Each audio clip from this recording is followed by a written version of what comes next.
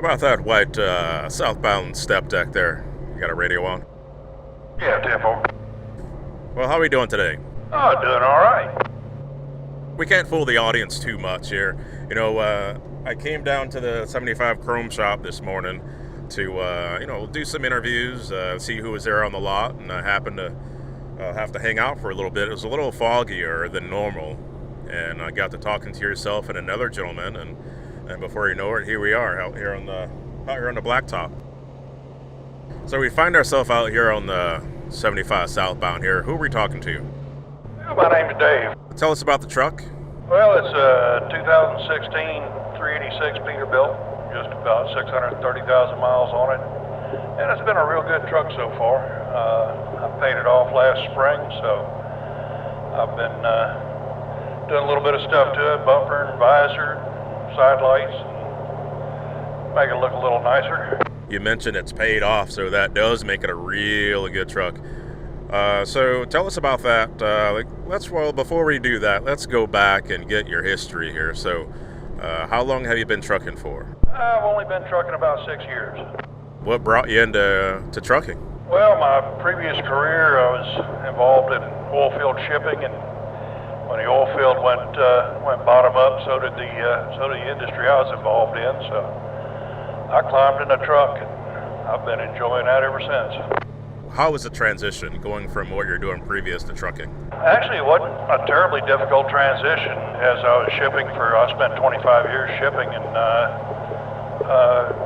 always gone from home anyway. So never been much of a homebody, I suppose. Always traveled. All right. So when you mentioned shipping, kind of give us a better explanation of what that particular job entailed. For 25 years, I was master of various ships, mainly doing oil field support type stuff, hauling supplies out of the rigs. We got into doing some of the more research type stuff, working with deep sea divers and working with ROVs, the little unmanned submersibles. So a little bit of everything, and all over the world it took me to. Going from one particular trade that takes you all over to another trade that takes you all over the U.S., what have you liked about trucking so far since you're 6 years into it? I like to travel. I like to, I spent 25 years seeing the world. Now I get to come see my own country. With the trailer type that you have there, that probably takes you into a lot of different facilities and everything as well. Yeah, we do a fair bit of military, which is enjoyable for me. I like doing that. And then, there's just a huge variety of stuff that goes on a step deck. How'd you land on hauling freight on a step deck? There's lots of other things that you could have chosen. Why a step deck? Well, I did actually. I started hauling van and then got into refrigerated for a bit, and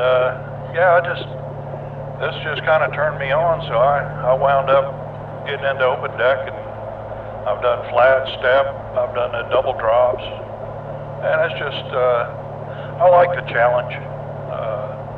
There's a lot of times you get loaded up and sit there and scratch your head and figure out how you're going to keep it on the trailer. Right on. What do you got for specs on the truck?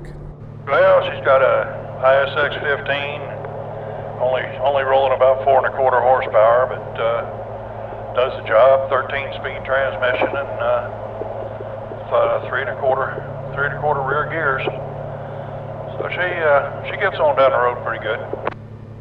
So you mentioned you have it paid off. If you'd like to share what you paid for it, and then that feeling when you send in that last payment. So share that with us. Well, paid $85,500 for the truck, and managed to pay it off in 21 months. The only way you do that is stay out there on the road.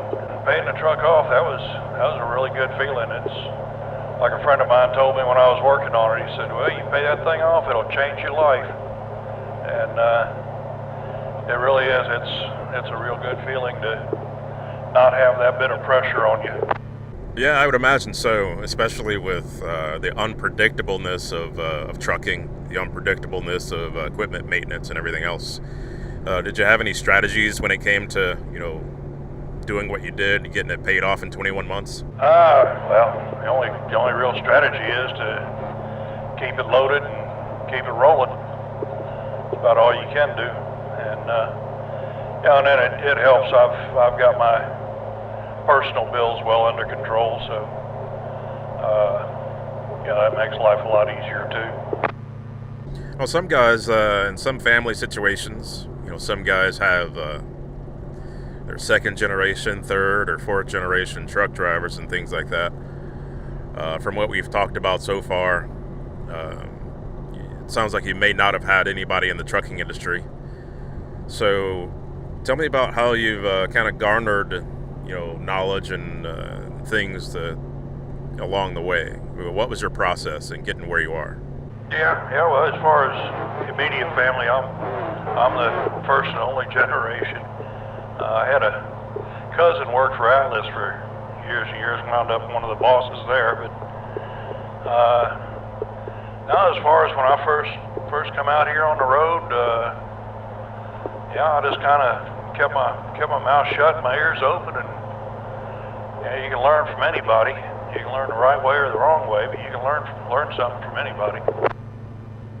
What has been some of your, as you feel, the greatest accomplishments so far that you've done in the last 6 years, trucking-wise? Something that you're proud of? Oh, I think the proudest thing is just getting this thing paid for, being a real owner-operator. I'm proud of the fact that, I've got a real good relationship going with the agents I work for. I mean, that's basically what this business boils down to, is relationships. And I've built a really good reputation for getting the job done. Yeah, that's definitely something to be proud of. Where do you like going the most? Well, I'll generally go just about anywhere. I don't do the Northeast. It's just too tight up there, and you can get some good loads going in. It's hard to get anything coming out, so I just don't go. Generally, I run out west. I'll stay out west for the most part. And there's a lot of little spots I like to hit. Generally, it's because they got good food. Oh boy, that was the next question that I was going to ask. So, going out west, you got to brag on some places that you can think of that you stop, on purpose to grab a bite to eat and things like that. So, tell us about those things. Oh, one of my favorites is up in Boise Stage Stop. I got stuck up there last winter. I guess there was 8 or 10 of us got snowed in up there for 4 days, 5 days, something like that. And it was kind of sucked that we couldn't go nowhere. But on the other hand, they had good cold beer, good food, and had good company. So it was actually a lot of fun. Any other places in any other states that you think are pretty worthy to kind of put out there and give them some props on what they got? Oh shoot, there's what's the name of it? Midway there in Columbia, Missouri. I'll stop there quite a bit. They've got a nice restaurant and real nice folks. They could use a flatter parking lot, but other than that, I don't know. I've got my little spots I like to stop, like I say. Usually there's food involved, either that or just convenience. I'm trying to make sure that you're not trying to keep all the good, places to stop to yourself. You got to spread the love a little bit. Oh, I got a couple secrets I ain't talking about. I kind of felt that you had something up your sleeve that way.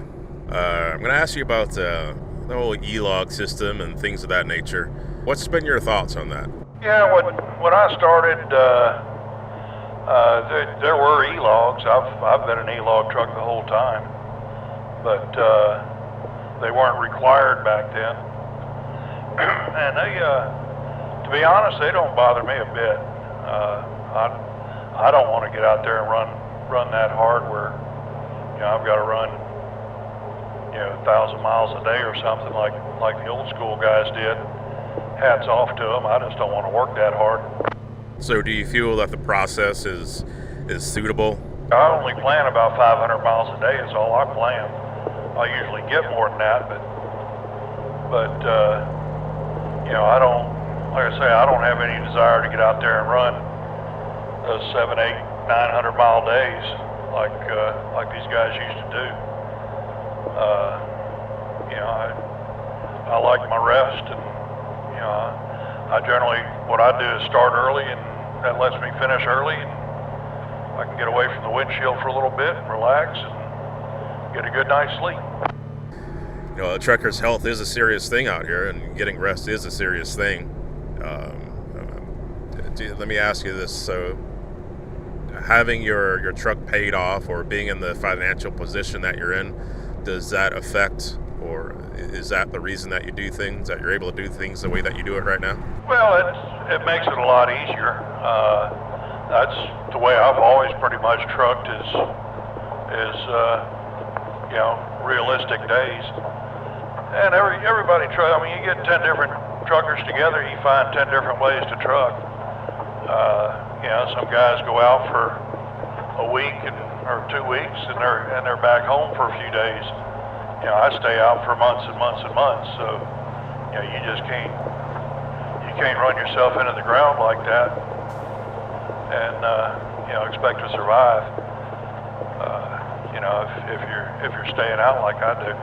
You make a good point there. A good statement. You can't run yourself into the ground if you expect to survive. So it's part of, again, I guess, self-maintenance, self-care. I guess that would be a way to say that, huh? Yeah. Being out, as long as you're out, what's your key? You got any secrets to being able to be away from home base so long? Well, again, it comes down to that, starting early and finishing early, and having that little bit of time away from the windshield, having a few hours in the evening to watch TV or read a book or watch YouTube channels or something like that. Usually when guys go home, they got to run some errands, or somebody gets that done for them. How do you manage that? Those kind of things. First off, Uber is a trucker's best friend. But a lot of times I'll just drop a trailer and run in, make a store run, Walmart run, or hit the grocery store or something like that. There's quite a few of the Walmarts are set up for truck parking. A lot of them aren't now. A lot of them don't want us, but there's a few of them that they've got truck parking, so you can wheel in there. It's not that I'm a big Walmart fan, but they've got about everything you need. So what's the longest time that you've been, the longest amount of time on the road? 14 months. When I first got in this truck, I'd been out for 2 months. I got in this truck, I stayed out for a year. So it was a total of 14 months, and out of that 14 months, it was 5 nights at a hotel. And it doesn't hurt that I'm single with no kids, so I got a lot of that. I don't have those pressures either. Well, we're hitting that exit 329. We're going to head back over to the 75 Chrome shop. I'm going to see if I can't find somebody else to talk to over there that might be headed somewhere. And it's been a pleasure to meet you, Dave, and we'll see you soon. Yeah, likewise, Chris. It's been good having a chat with you.